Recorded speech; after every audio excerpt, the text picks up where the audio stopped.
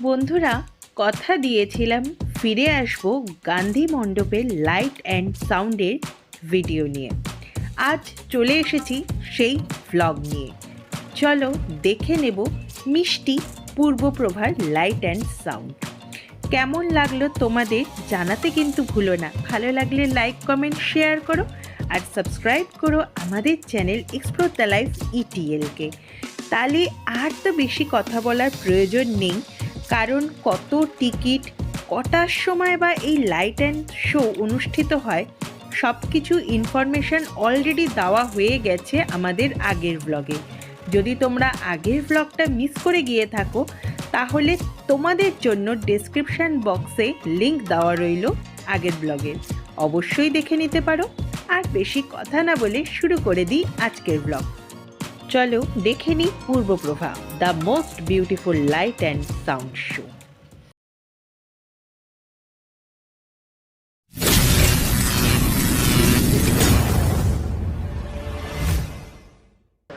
Guwahati smart city limited के सहयोग से projection mapping show Purva Prabha the ray of the east में आपका हार्दिक स्वागत करती है। हम आपसे अनुरोध करते हैं कि कृपया बैठ जाएं। कृपया अपने मोबाइल फोन को साइलेंट पर रखें। शो के दौरान वाणिज्यिक व फ्लैश फोटोग्राफी या वीडियोग्राफी वर्जित है। धन्यवाद और शो का आनंद लें।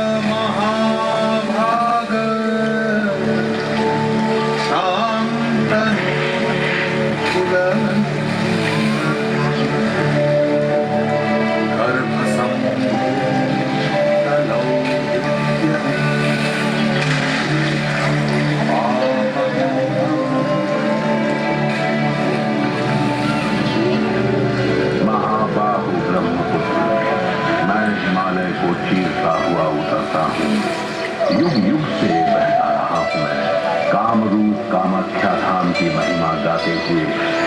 मेरी लहरों में, मेरे प्रहरों में प्रागज्योतिषपुर के गुण समाये हुए हैं। मैं हूँ जागृत प्रहरी, अतीत और वर्तमान की धरोहर, लोहित भी नाम है मेरा। मैं हूँ अहमिया जनजीवन के दिल की धड़कन, मेरे ही सीने में दफन है अहम प्रदेश की जय विजय की सदियों पुरानी लंबी दास्तां। कालिका पुराण में कामरूप के पहले राजा महिरंग दानव का वर्णन है। मैं गवाह हूँ यहाँ होने वाली कई पराजय का, नायकों और शहीदों का, देशभक्ति की कथाओं का। मैं सुना रहा हूँ कवियों, संतों और महापुरुषों की इस धरती की अनसुनी कहानी। सुनिए, आदिकाल का एक नया सवेरा। वेद व्यास के द्वारा रचित महाकाव्य महाभारत, उसमें वर्णित है बलशाली राजा नरकासुर और भागदत्त की कहानी, जो प्रागज्योतिषपुर के इस पावन धरती पर पैदा हुए। नरकासुर विदेह के राजा जनक के दत्तक पुत्र और भगवान विष्णु के परम भक्त थे। किरात राज को समाप्त करके प्राग ज्योतिषपुर में सत्ता संभाली थी। कामाख्या देवी की कथा और नीलाचल पर्वत पर मौजूद बेतला बुधोवा की सीढ़ियां क्या नरकासुर के होने का संकेत नहीं थी? मैं नरकासुर के समकालीन रहे सोनतपुर के राजा बाणसुर और विदर्भ के राजा भीष्म के शौर्य का भी गवाह, जिनकी कहानियां गाहे बगाहे भगवान श्री कृष्ण से जा जुड़ती हैं। सचमुच आज मेरा जीवन सार्थक हुआ। देखो, आज इस युद्ध में स्वयं भगवान श्री कृष्ण मेरे विपक्ष में है। एक योद्धा के लिए भगवान श्री कृष्ण के हाथों मरने से बेहतर और क्या हो सकता है। ओ मेरे प्रिय प्राग ज्योतिषपुर, मेरी विजय में तुम्हारी रक्षा है, मेरी पराजय में तुम्हारा अंत होगा और तुम्हें वो सम्मान मिलेगा जो आने वाले समय में याद रखा जाएगा।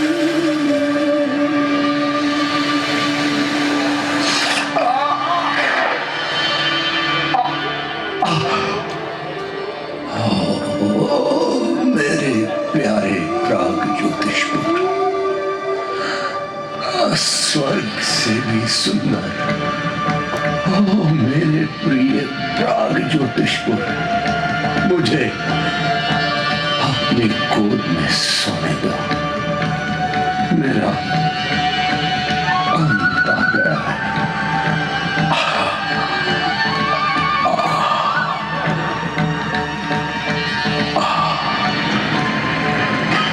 भगवान श्री कृष्ण ने नरकासुर का वध किया और नरकासुर के पुत्र भागदत्त को प्राग ज्योतिषपुर के सिंहासन पर बिठाया।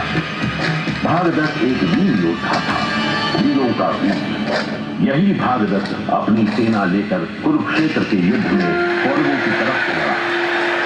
सुप्रसिद्ध नामक हाथी पर सवार वीर राजा भागदत्त दूसरे पांडव अर्जुन के हाथों युद्ध स्थल में मारा गया और वीर गति को प्राप्त हुआ। भागदत्त के बाद प्राग ज्योतिषपुर की इस पावन भूमि पर शासन करने वाले 17 शासक आए। राजवंश के अंतिम शासक सुपर्णक का सफाया कर दिया गया। पहली सेना का नेतृत्व करने वाले पुष्यवर्मा ने प्राग ज्योतिषपुर के सिंहासन का दावा किया।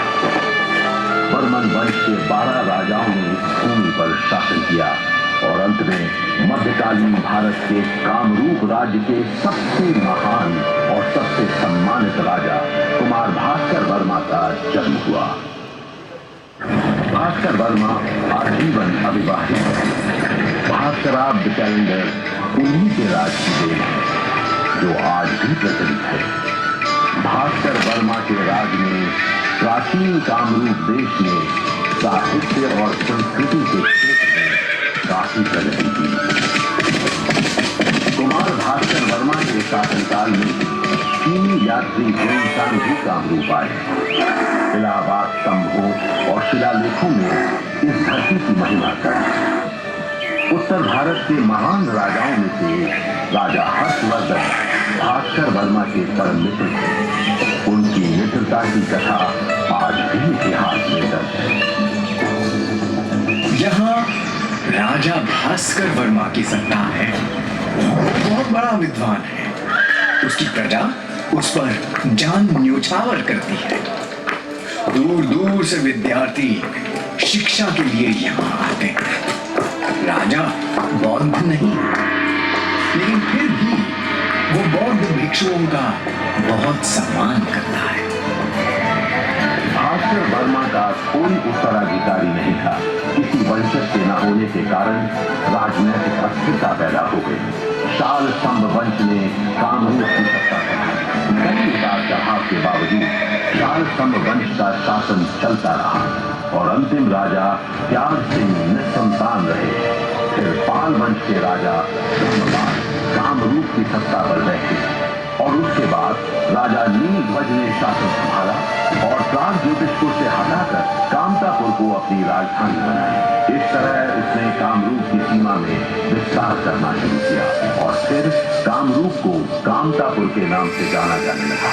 राजा नीलध्वज के देहांत के बाद राजा दुर्लभ नारायण कामतापुर के सिंहासन पर बैठे तो उनके शासन काल में कायस्थों के 7 परिवार और ब्राह्मणों के 7 परिवार कन्नौज से आकर कामरूप में बस गए, जिनमें श्रीमंत शंकर देव के पूर्वज चंडीगढ़ ब्राह्मण भी थे। दुर्लभ नारायण के बाद राजा हुए चक्रध्वज और इन्हीं चक्रध्वज के शासनकाल में सन 1449 में महापुरुष श्रीमंत शंकर देव का जन्म हुआ।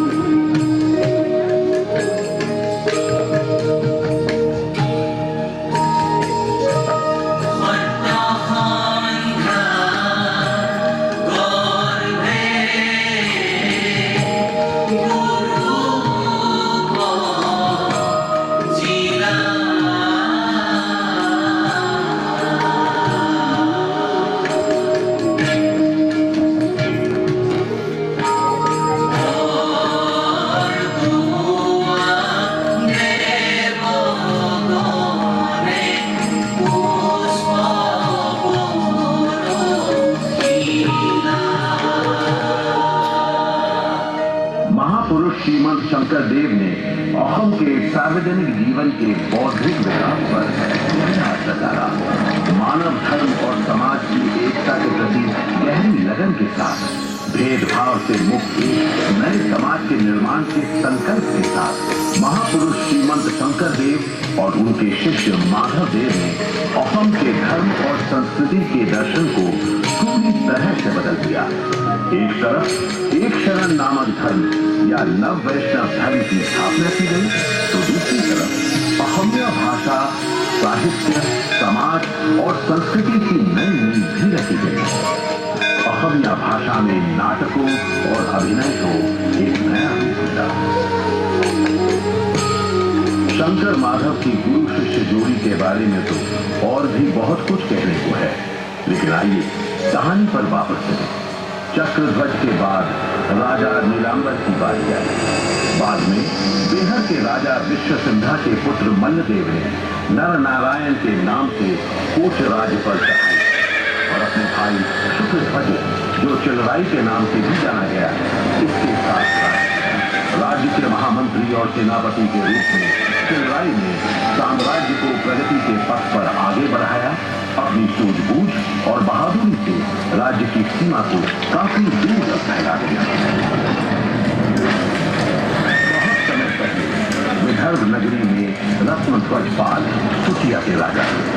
सुटिया के अंतिम राजा नितिपाल अहमों के साथ युद्ध में मारे गए और उनकी रानी साधिनी ने चढ़ाई करती अहम सेनाओं से अपने स्वाभिमान की रक्षा करते हुए चंदनगिरी पर्वत से छलांग लगाकर जान दी। पाटकाई की पहाड़ियों को लांघता हुआ कौन मुंगरी मुंगरम में 18 साल राज करने के बाद चिपाम से दिहिंग नदी के पानी को खींचता हुआ स्वर्गदेव सुकाफा का उदय हुआ। उसके साथ उसकी पैदल सेना, घुड़सवार और पुरोहित भी है, मगर महिलाएं साथ नहीं थी। उसने मोरान राज्य की 4 राजकुमारियों से विवाह किया। वो कामरूप के अन्य राजाओं से समझौता करता हुआ आया और स्वर्गदेव ने जल्दी ही पूरे प्रांत पर आधिपत्य कायम कर लिया। सुखाफा एक अपराजय राजा के रूप में उठा। और इसका साम्राज्य अहोम की धरती के नाम से जाना गया है। मूंगजोंग सुंग खान हम इस देश की उर्वर धरती और प्राकृतिक संसाधनों से भरपूर राज्य में भाईचारा कायम करेंगे और अनाज उगाएंगे। बराही, कछारी, देवरी और सुटिया के योग्य बुनकर रेशम, पाट और मूंगा के कपड़े बनाएंगे और यहाँ के नागरिक खुद अपने लिए 2 छतों वाले घर बनाएंगे।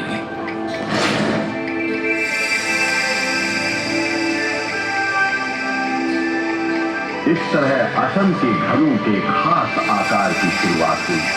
स्वर्गदेव सुकाफा ने नए विचारों को इकट्ठा किया और नई प्रेरणा के साथ असम में सामाजिक बदलाव के लिए बोर्ड असम की नींव रखी। 39 वर्षों के अपने शानदार शासन के बाद कमजोरी और बुढ़ापे के कारण वो 1268 में स्वर्गवासी हुए। संकट और समृद्धि के बीच अहोम राजाओं ने 600 वर्षों तक शासन किया और एक गौरवशाली अध्याय लिखा। युद्ध, संघर्ष और लड़ाई धरती पर इसकी शुरुआत चाहिए। मुगल आक्रमण 2 नहीं बल्कि 12 बार मुगलों ने अहोम पर आक्रमण किया। पहला हमला कैसाकू की लड़ाई में हुआ। लेकिन कामरूप के राजा पिथु की सेना ने अपनी रणनीति और युद्ध कौशल से आताताइयों को हराया।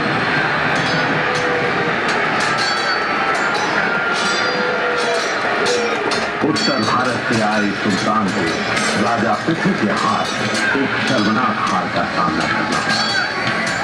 बनहबारी, कजली मुख, इटाखुली, मोरंदी मुख और गुवाहाटी इन सभी इलाकों में मुगलों की शर्मनाक हार हुई।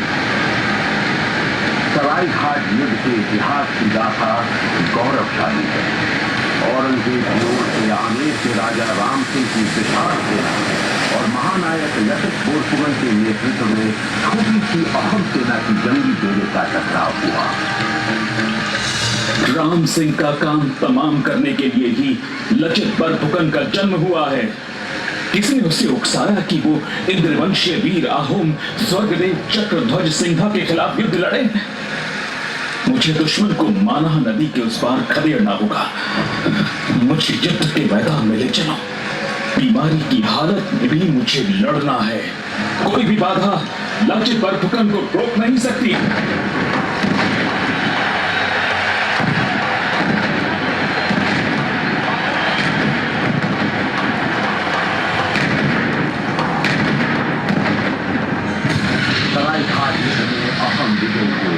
मानह नदी तक अहोम साम्राज्य का विस्तार हो गया। इस तरह अहोम राज्य की सीमा बढ़ी और बढ़ता गया राजा मंत्रियों का एहसास। अचानक अहोम साम्राज्य पर अंधेरा मंडराने लगा। एक दुर्भाग्यपूर्ण घटना हो गई। मंत्री सलाहकार पूर्णानंद बूढ़ा गोहाई का असमय निधन हो गया और भरोसेमंद समझे जाने वाले बदन चंद्र बरफुकन ने अहोम पर चढ़ाई करने के लिए बर्मी सेना के रास्ते खोल दिए। बर्मी सेना सीमा का उल्लंघन करते हुए हाजिरा चौकी तक पहुंच गई, जिस पर ब्रिटिश कंपनी का क्षेत्राधिकार था। इसके साथ ही लड़ाई का एक नया दौर शुरू हो गया। ये एंग्लो बर्मी युद्ध की शुरुआत थी, जिसमें डेविड स्कॉट, लॉर्ड एमहर्स्ट और कैप्टन रिचर्ड ने अलग अलग युद्ध में बर्मी सेना को पराजित किया। ब्रिटिश सेना बर्मी सेना को यांडबू नामक स्थान तक खदेड़ती चली गई। एवा के राजा ने 24 फरवरी 1826 को यांडबू के संधि पर हस्ताक्षर किया और अहोम राज्य के केंद्र रंगपुर के करेंगपुर में ब्रिटिश यूनियन जैक लहराने लगा।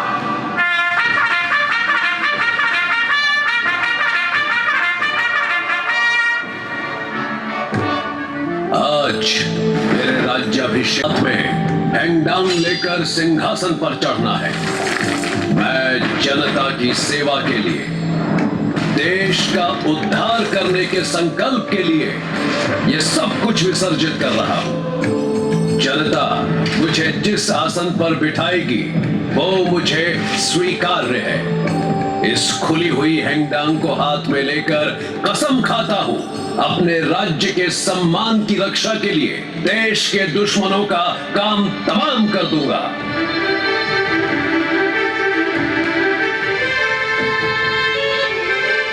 ये कौन है जिसने शपथ से खलबली मचा दी? क्या ये अहम राजकुमार गोमधर कोमल है? ब्रिटिश शासन के खिलाफ ये पहली बगावत है। अंग्रेज कोई साधारण खिलाड़ी नहीं है। उन्होंने इस जमीन को कच्चा तेल निकालने के लिए खोदा, काला और इसके पूरे इलाके में चाय के बागान थे, हरे सोने की खोज। अंततः इस क्षेत्र में ब्रिटिश शासन की पुष्टि हुई, मगर देश भर में विदेशी शासन के खिलाफ कई विद्रोह भड़क उठे। मणिराम दीवान और पियाली फुकन ने ब्रिटिश राज के खिलाफ विद्रोह का नेतृत्व किया। मैं आपसे विनम्रता सीखने नहीं आया हूं साहब। क्या आप मुझे बता सकते हैं कि शांतपुर संधि के किस समझौते के तहत आपने असम के सिंहासन पर कब्जा किया है? सैकड़ों वर्षों के राजघरिया मोईराम को खोदकर सोने, चांदी और हीरे जवाहरात अपने देश भेज दिए। क्या ये एक सभ्य राष्ट्र की पहचान है? गलती से भी ये भूल मत करना साहब।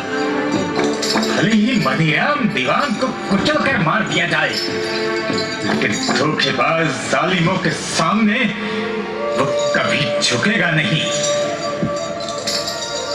दोषियों को पहले फांसी दी गई और बाद में मुकदमा चलाया गया। 1830 में पियाली फुकन को फांसी दी गई और 26 फरवरी 1858 को मणिराम दीवान को फंदे से लटका दिया गया। इस प्रकार असम के पुत्रों पियाली फुकन, जयराम बरुआ, मणिराम दीवान, पियोली बरुआ और कुशाल कंवर को फांसी से लटका दिया गया। तब मुझसे बस इतना ही हुआ कि मैं इस मंजर को बहुक्षण देखता रहूं और कहता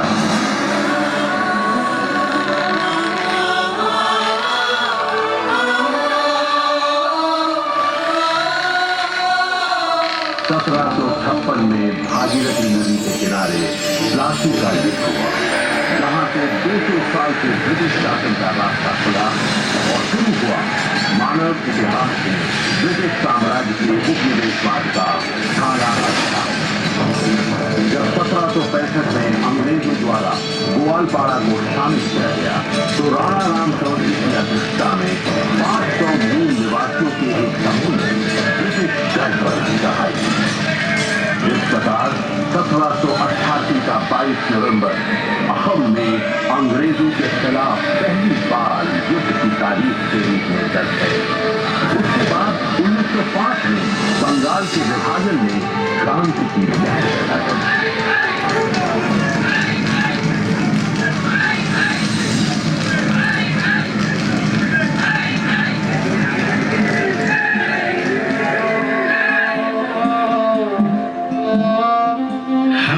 जबरदस्ती और बल प्रयोग के भी विदेशी साम्राज्य का पतन कर सकते हैं।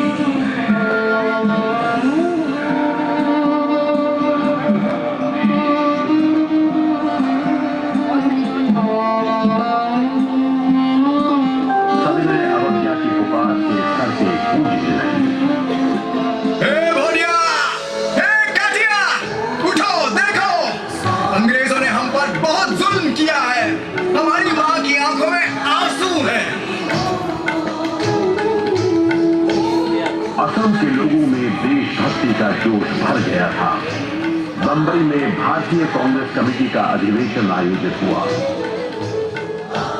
तरुण राम फुकन, नवीन चंद्र बॉर्डोलोई, कुलधर चालीहा और चंद्रनाथ शर्मा ने वहां पहुंचकर गांधी जी को असम आने का न्योता दिया। सन 1921 में महात्मा गांधी पहली बार असम आए थे। वो कलकत्ता से ट्रेन में असम पहुंचे, जहां नवीन चंद्र बॉर्डोलोई और साथियों ने उनकी आगवानी की। रेलगाड़ी जब स्टेशनों पर रुकती थी, तब असंख्य लोग गांधी जी का अभिवादन करने के लिए उमड़ पड़ते थे।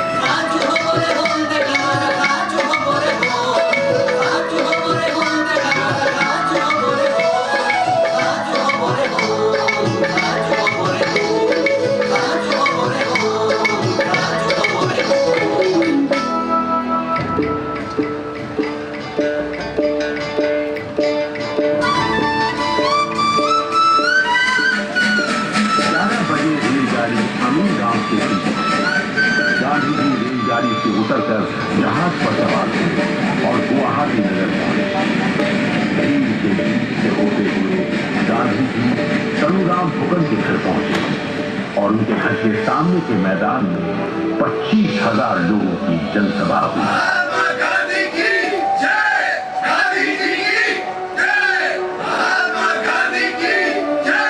मेरे प्रिय देशवासियों, मुझे इतनी दूर आमंत्रित करने के पीछे आप लोगों का क्या मकसद है?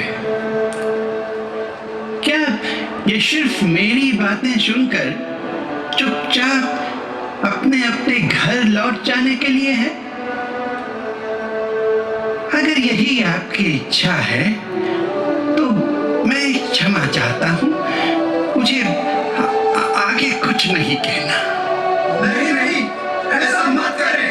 हम आपको इस तरह वापस लौटने नहीं देंगे। अगर आप लोग सचमुच स्वराज्य प्राप्त करना चाहते हैं तो ब्रिटिश सामान का बहिष्कार कीजिए। असम में पूरे भारत की तरह राष्ट्रवाद की अवधारणा थी। विदेशी कपड़े और सामान बाद में छूट दिए गए। हर वर्ग के लोगों ने ब्रिटिश सामान के बहिष्कार में हिस्सा लिया।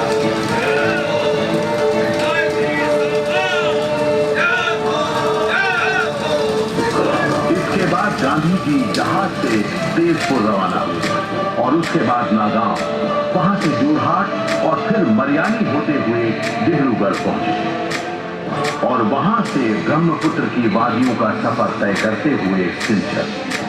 दिसंबर 1926 में कांग्रेस का अधिवेशन पांडु में आयोजित हुआ। तब महात्मा दूसरी बार असम आए। सन 1934 में महात्मा गांधी तीसरी बार असम आए और उन्होंने 10 दिनों तक असम के विभिन्न स्थानों का दौरा किया था। महात्मा के इस असम भ्रमण का मकसद था हरिजन हित के लिए जागरूकता पैदा करना। वर्ष 1942 ये वो समय था जब भारत छोड़ो आंदोलन जोर पकड़ चुका था। करो या मरो के नारे के साथ पूरे देश में आम लोग सड़कों पर उतरकर प्रदर्शन कर अंग्रेज सरकार का विरोध कर रहे हैं। स्वाधीनता संग्राम में सन 42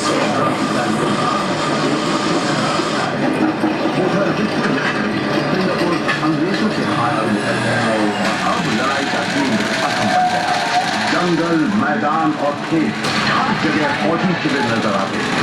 शहरों और कस्बों में ब्रिटिश सेना के जवान तैनात कर दिए गए, लेकिन इसके बावजूद असम के स्वतंत्रता सेनानी पूरे देश में आगे बढ़ते गए। शंकर बरुआ, लकी गोस्वामी, महेंद्र हजारिका, ज्योति प्रसाद अग्रवाला, ब्रिज शर्मा जैसे अनेक सेनानियों ने भूमिगत होकर राजनीतिक हलचल मचा दी थी। यहाँ तक कि कमला मीरी की जेल में मृत्यु हो गई। अहिंसक जनता पर गोरे सैनिकों ने धड़ल्ले से गोलियां बरसाई। भोगेश्वरी पुगनानी, हरिराम सुर, ब्लोराम सुत, मंबरनाथ, रतन कचेरी, मंगल कुर्कू, राउतराम बोरू, लकी हजारिका और भी बहुत लोग शहीद हुए। आजादी के संघर्ष में 12 साल की सिद्धेश्वरी बरुआ अपनी जान देने वाली सबसे कम उम्र की लड़की थी। यहां तक कि एक भिखारी और एक साधु को ढेकियाजुली में ब्रिटिश सैनिकों ने गोलियों से फूंक डाला। गोहपुर थाने में कनकलता बरुआ हाथ में तिरंगा झंडा थामे इस तरह खड़ी थी जैसे आजादी के लिए मचल रहे करोड़ों दिलों की धड़कन को संभाले खड़ी हो।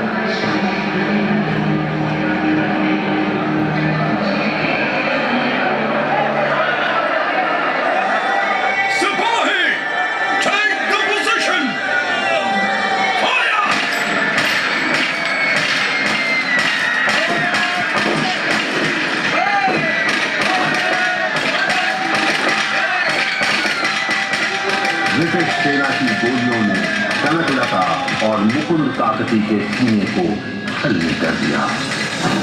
1946 में महात्मा गांधी चौथी बार असम आए।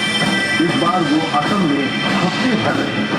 भारत छोड़ो आंदोलन में असम के लोगों की भूमिका और देशभक्ति ने महात्मा गांधी को फिर असम आने के लिए प्रेरित किया था।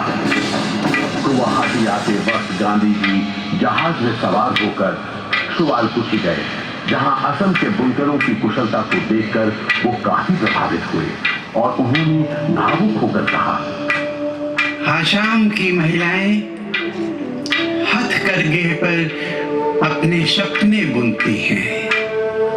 गांधी जी के असम आगमन के 100 साल पूरे हो चुके हैं।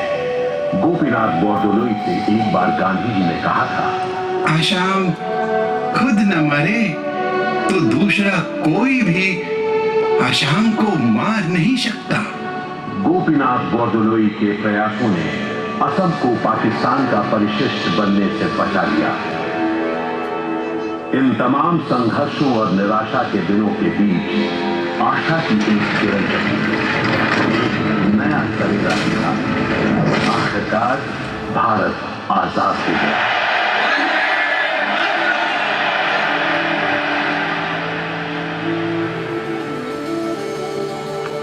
सन 1972 में शिलोंग से असम की राजधानी गुवाहाटी के दिसपुर लाई गई। इस तरह गुवाहाटी असम की सांस्कृतिक धरोहर बन गया।